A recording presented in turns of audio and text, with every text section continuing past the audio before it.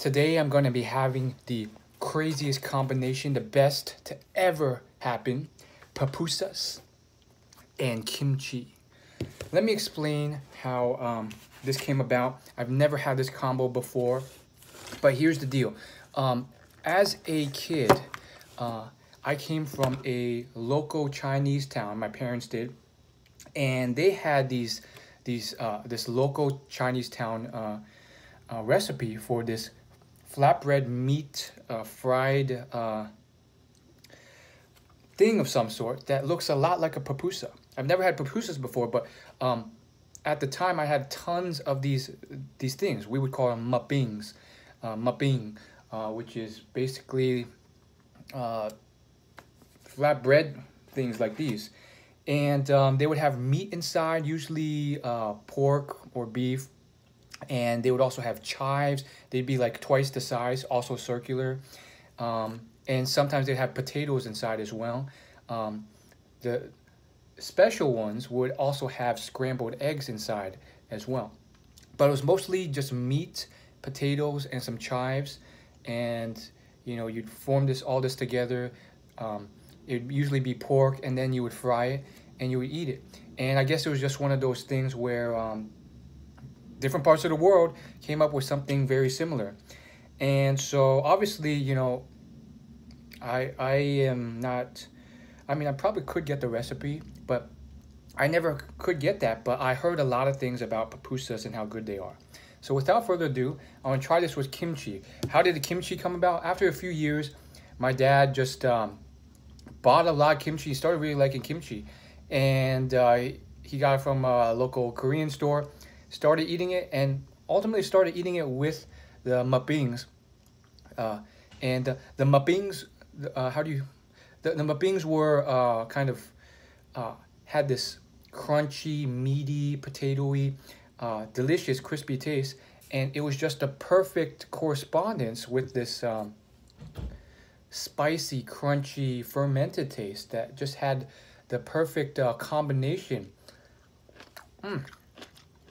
So without further ado, I'm going to try that again with these two things. Pupusas obviously being something that I heard a lot of great things about from Mexican culture.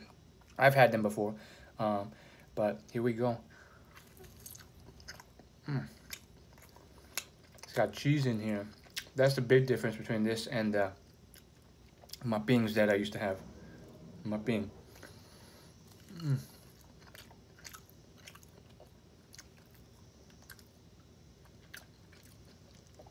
Oh, I could taste the cheese. I could taste the meat, the pork. Now I'm gonna add a little cabbage. What a contrast of flavors.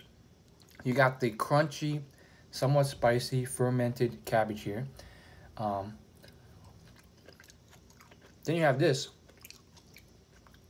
which has been fried on a pan or grill, which is crunchy, more stable, more substantial, with that meat and cheese inner layer. Definitely a balance of flavors in a special way. There's that kimchi again. And to be fair, arguably, they've already come up with this. They have, the pupusas come with this, which seems to be some type of cabbage radish as well.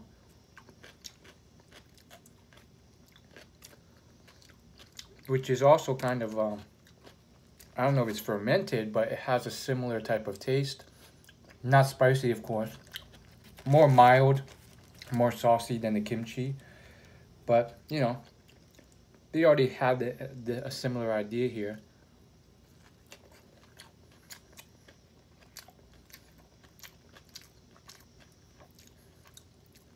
So there you have it. Awesome stuff. I really wish the world would know about mukbangs, and maybe someone out there could find the recipe online.